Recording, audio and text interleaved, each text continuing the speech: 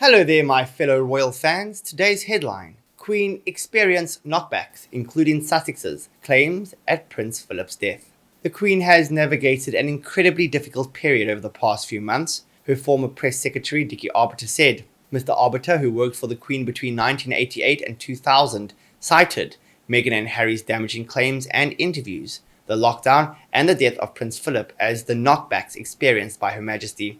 He told The Sun Online she has had knockbacks. Obviously, the biggest one is the death of Prince Philip on April. Plus, the Harry and Meghan, he says, she says, the Oprah interview, the Apple documentary on mental health, etc. Speaking to Miss Winfrey in a 2-hour-long interview first broadcasted in early March, Meghan and Harry accused the royal family of neglect and racism. Prince Harry also spoke about his strained relationships with Prince Charles and Prince William. However, the couple spoke highly about the Queen, with the Duchess saying the monarch has always been wonderful to her, and the Duke revealing there is a really good relationship and an understanding between him and his grandmother. Harry criticised further the firm during the mental health series he co-created with Miss Winfrey, The Me You Can't See.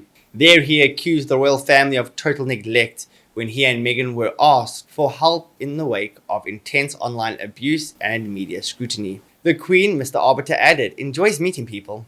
Therefore, the months spent not being able to see anybody but her husband and the reduced staff isolating with her at Windsor Castle must have been very difficult for the Queen. However, Mr. Arbiter added the Queen appears to be coping incredibly well, despite all these setbacks. He said, all about duty. It's not about turning your back on family issues, but life does have to go on, and with her life, it does go on. Speaking about the Queen's recent public engagements, Mr. Arbiter said, there's a new spring in her step. She's had a lot of contact and a lot to contend with, but she comes out of it. She's very stoic, very pragmatic. I think she's been very cheery, but then we're all coming out of lockdown. We're all coming out of restrictions. Unless we can be positive about it, why be gloomy? The Queen, who is the longest serving British monarch, carried out several engagements this month. On June 11th, she travelled to Cornwall to meet leaders at the G7 summit after holding an audience over the phone with Canada's Prime Minister Justin Trudeau. At the Eden Project, she met for the first time with US President Joe Biden and First Lady Dr. Jill Biden, who were the Queen's guests 2 days later at Windsor Castle. On June 12th, the monarch